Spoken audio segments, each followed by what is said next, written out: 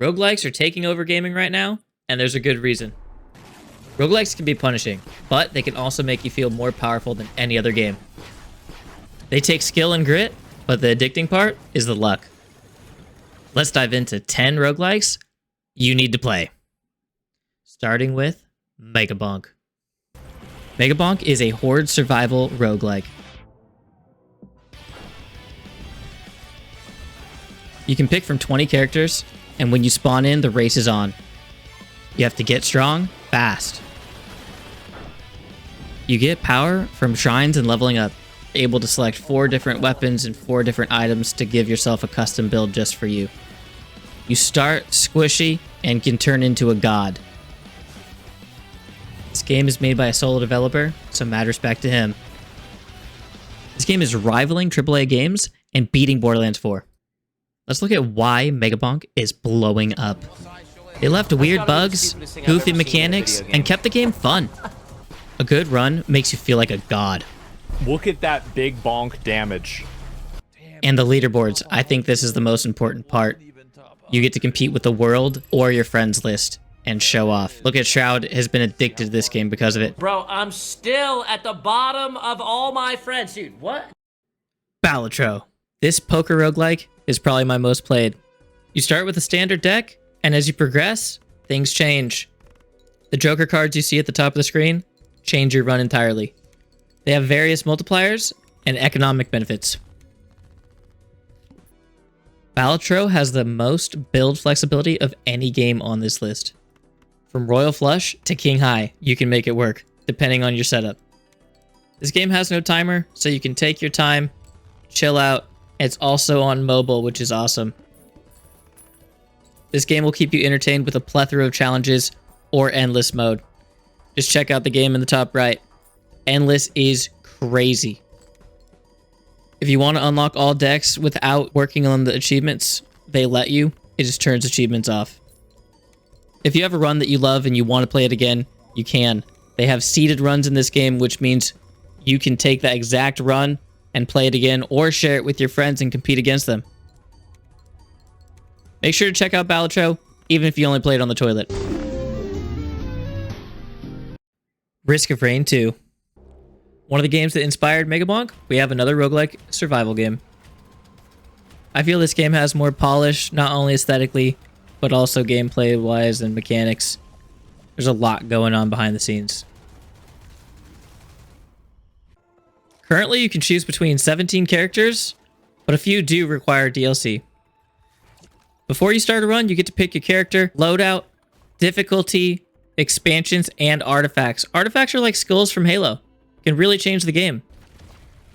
Just like MegaBonk, or vice versa, you run through the map, grabbing chests and shrines, killing enemies to get gold and XP, and that's how you power up.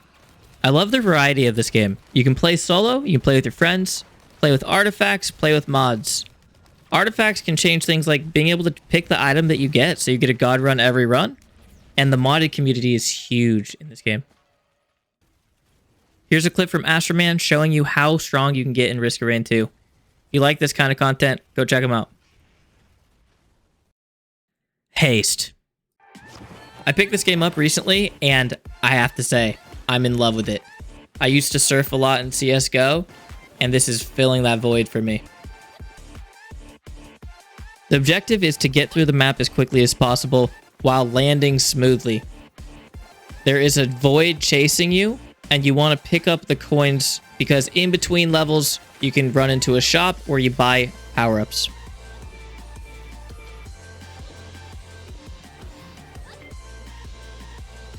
Ultimately, this is a very calm game.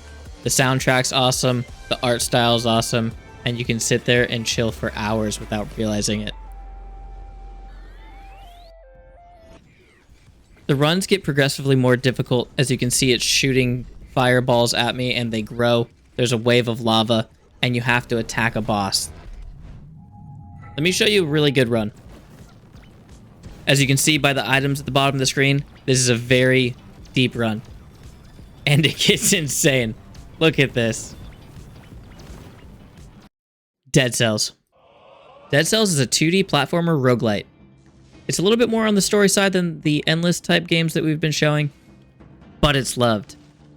While making this video, I reached out to a lot of friends to see what games they preferred. Everybody was putting Dead Cells. And I don't blame them. Classic, clean combat.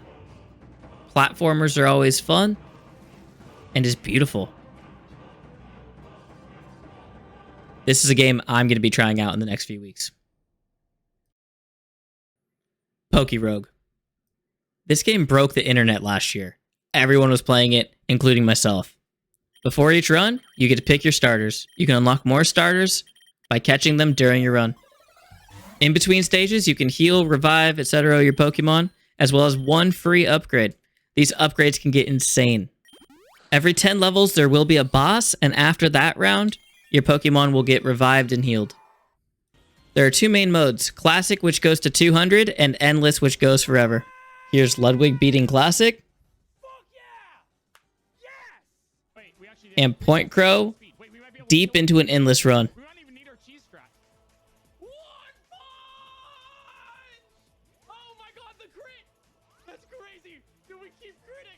Did I mention you can gamble for Pokemon? What? Ball Pit. They made Brick Breaker into a roguelike, and it's amazing.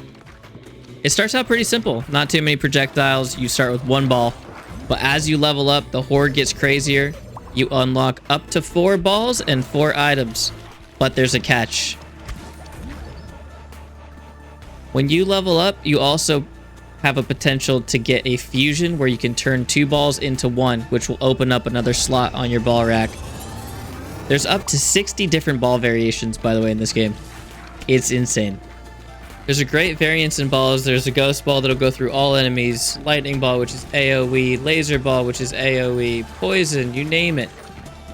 Look how much wave you can clear out with an AoE build. It is so satisfying and just slowly creeps towards you. And it keeps a nice, clean aesthetic to the game. Very readable art style, but it also kept it just a hair dark, and it's perfect. Did I mention they have Farmville?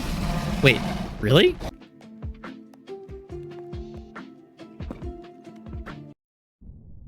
Clover Pit. Are you a degenerate gambler? Really? Are you sure?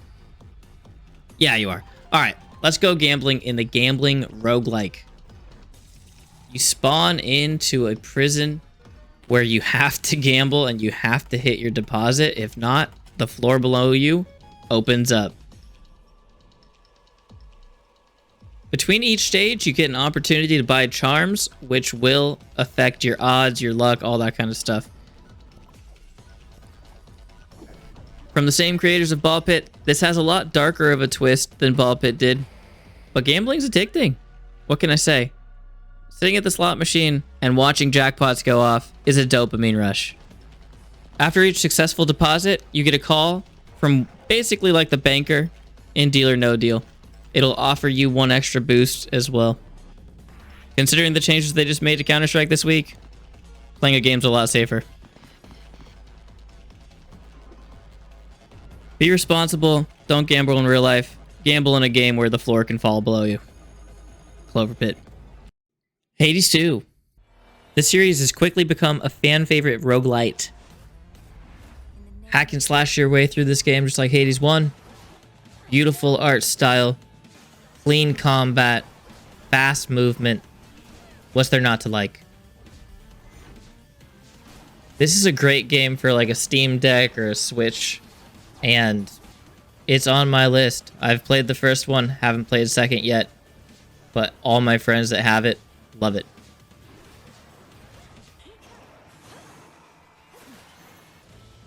If you've played Hades 2, let me know what you think about it in the comments below.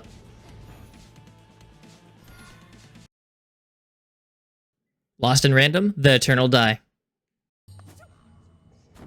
This is hands down my favorite game of the year. It's a hack and slash roguelite where you get to choose between 3 different damage sources. You can choose between your dice, which rolls a die, and depending on what number you get, is the damage you get. You can choose between cards, which gives you some kind of spell, or the weapons and their is a big selection of weapons. There are 4 different weapons with 4 different presets each, so you have 16 different options going into the game. This game has an awesome story based on revenge. Not going to spoil anything here, but definitely worth checking out. You go through each run, leveling up and getting experience to upgrade your weapons, your die, your luck, or your cards. Throughout the map, you can find vendors as well as a few different mini games that are fun. You can also buy items that way. The boss battles are great, very interactive, and the art style in this game is beautiful. I love it. Did I mention you get to play Tetris while leveling up your abilities? That's my list. Be sure to check these games out. And in the comments, let me know what games I missed and what I should check out. If you enjoyed, please like and subscribe, and have a great rest of your day.